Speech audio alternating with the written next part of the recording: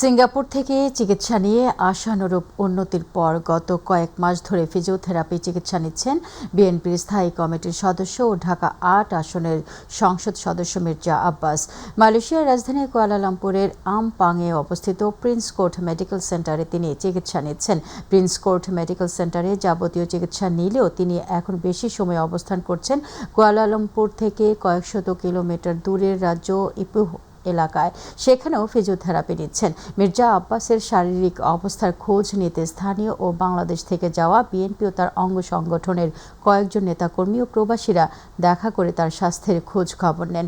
তিনি জানান, আগের চেয়ে এখন অনেকটাই সুস্থ। এ সময় মির্জা আব্বাস দেশবাসীর কাছে দোয়া চান এবং আশা প্রকাশ করেন দ্রুত দেশে ফেরার। আমি আহমেদ ফারুক খোকন, সাবেক জিএস, পাকুন্দিয়া সরকারি ডিগ্রি কলেজে, কিশোরগঞ্জ বাড়ি। আমি মালয়েশিয়ায় প্রিন্স করে এসেছি। আমার প্রিয় নেতা জননেতা মির্জা আব্বাস সাহেব অসুস্থ, এজন্য দেখতে এসেছি।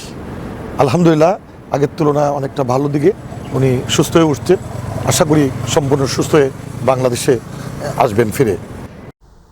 কুয়েতের জিলিব আল শোয়েক ও হাসাবিয়া এলাকায় যৌথ নিরাপত্তা অভিযান শুরু করেছে দেশটির স্বরাষ্ট্র মন্ত্রণালয়। প্রতিনিধি আল আমিন রানা জানান, বড় ধরনের দুর্ঘটনা এড়াতে অবৈধ বসতি, ঝুঁকিপূর্ণ ভবন ও আইন লঙ্ঘনের বিরুদ্ধে শুরু হওয়া এই অভিযান পর্যায়ক্রমে দেশের অন্যান্য এলাকাতেও পরিচালিত হবে বলে জানিয়েছে কর্তৃপক্ষ।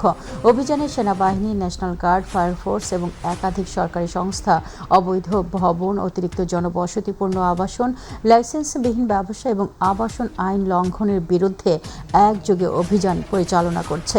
স্থানীয়দের মতে, বিভিন্ন দেশের অভিবাসীদের চেয়ে এসব এলাকায় বসবাসকারীদের প্রায় ৯০% বাংলাদেশি শ্রমিক। উচ্ছেদ অভিযানের কারণে হাজারো প্রবাসী হঠাৎ করে বাসা ছাড়তে বাধ্য হয়েছেন। প্রচণ্ড গরমের মধ্যেও অনেকেই অস্থায়ী আশ্রয়ে রাত কাটাচ্ছেন।